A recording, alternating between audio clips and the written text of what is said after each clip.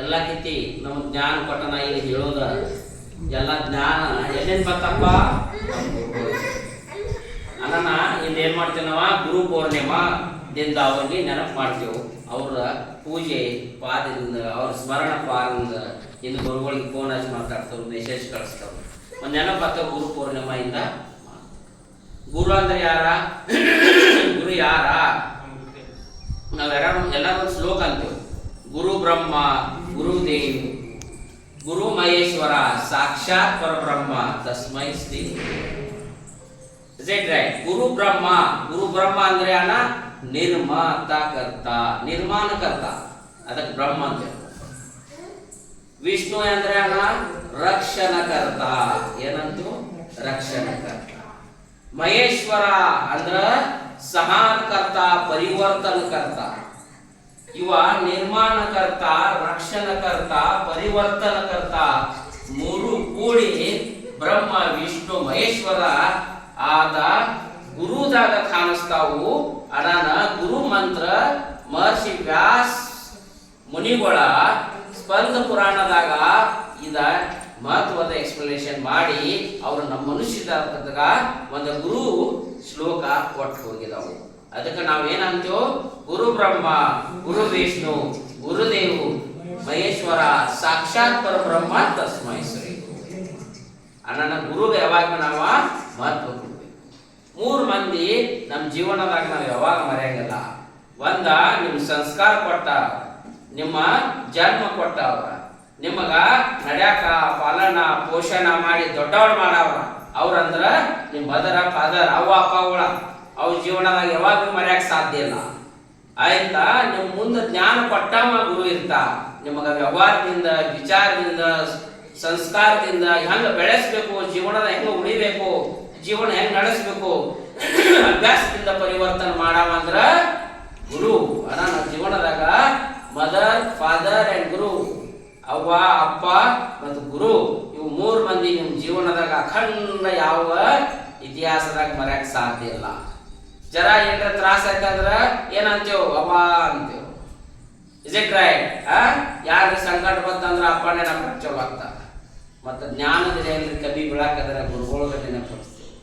ಜೀವನದಾಗ ಇವ್ರ ಮಾತ ಮೂರನ್ನು ಭಾಳ ಇಂಪಾರ್ಟೆಂಟ್. ನನ್ನ ನಾವು ಗುರು ಪೌರ್ಣಿಮೆ ದಿವಸ ಯಾರು ನೆನಪಾಡ್ಬೇಕು?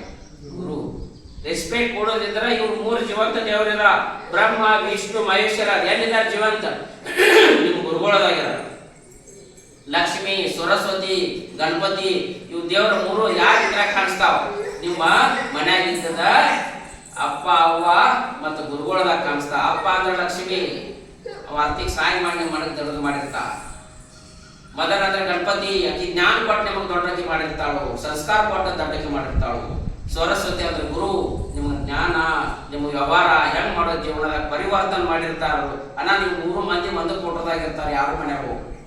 ಅವ ಜೀವಂತ ದೇವರ ನಿಮ್ಮ ಮನ್ಯಾಗ ಇದಾವು. ಒಂದ್ಸಲ ನಿಮ್ಮ ಅವ್ವ ಅಪ್ಪಗ ಡೈಲಿ ನೆನಪು ಮಾಡ್ಬೇಕು.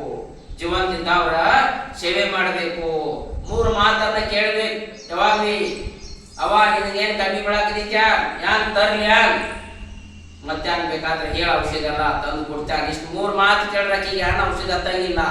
ನನ್ನ ಮಗ ಕೇಳು, ನನ್ನ ಮಗಳ ಕೇಳು, ಈ ಆನಂದದಾಗ ದಿವಸ ಹೋಗ್ತೀನಿ. ಅದು ಕೇಳೋದು ಬಂದ್ ಮಾಡಿದ್ರೆ ಮನುಷ್ಯ ದುಃಖ ಆಗ್ತೈತಿ. Is it right? ನನ್ನ ಭಾವನಿಕ ವಿಚಾರ ಭಾಳ ಇಂಪಾರ್ಟೆಂಟ್. ಕನ್ನಡದಿಂದ ಮನಸ್ಸದಿಂದ ಮದರ್ ಫಾದರ್ಗ ಭಾವನಿಕ ವಿಚಾರದಿಂದ ನೀವು ಯಾವಾಗ ಸಮೀಪ ಆನಂದದಿಂದ ಹೋಗ್ತೀರಾ ಅವಾಗ ಅವ್ರ ಮನಸ್ಸು ತೃಪ್ತ ಆಗ್ತದೆ. ಇಂದು ಗುರು ಪೌರ್ಣಿಮಾ ನಿಮಿತ್ತ ಇಂದಿಂದ ಒಂದು ಗುರಿ ಮಾಡ್ರಿ. ಜೀವನದಾಗ ರೆಸ್ಪೆಕ್ಟ್ ಕೊಡೋದಿದ್ರೆ ಜೀವಂತ ಮೂರು ದೇವರಿದಾರು. ಗುರು ಬ್ರಹ್ಮ ಗುರು ವಿಷ್ಣು ಗುರು ಮಹೇಶ್ವರ ಸಾಕ್ಷಾತ್ ಪರಬ್ರಹ್ಮ ತಸ್ಮೈ ಶ್ರೀ ಗುರುವೇ ನಮಃ. Is it right? ಪುಂಡಲಿಕ ಇದ್ದ ಪುಂಡಲಿಕತೆ ಇದ್ದಿಲ್ಲ. ನಾವು ವಿಠಲ ವಿಠಲ ಅಂದ್ರೆ ವಿಟೇವರಿ ಉಬಾರ್ಲ ಮನುಂತೆಲ್ಲ आपण विठ्ठल म्हणतो. विठ्ठल अंदिल विटेवरी उभारला त्याला आपण विठ्ठल म्हणतो. वीट आली कुठून? पुंडलिकचं नाव घेतो. बोला Pundalik Shri Hari Vitthal Shri Dnyandev Tukaram. Is it right? पुंडलिकाची कथा आपण आई वडिलांच्या सेवेमध्येच केली. पण आई वडिलांना तो लक्ष देत नव्हता. त्यांच्यावर काही आहार खातात करतात त्याच्यावर काही लक्ष देत नाही. जेव्हा तो तीर्थ गेला, काशीला निघाला, त्यावेळेला एक आश्रम मध्ये गेला. आश्रम मध्ये बसल्यानंतर तिथं गंगा यमुना सरस्वती आश्रम स्वच्छ विचारणं करत असताना तिथं त्याला भेटल्या.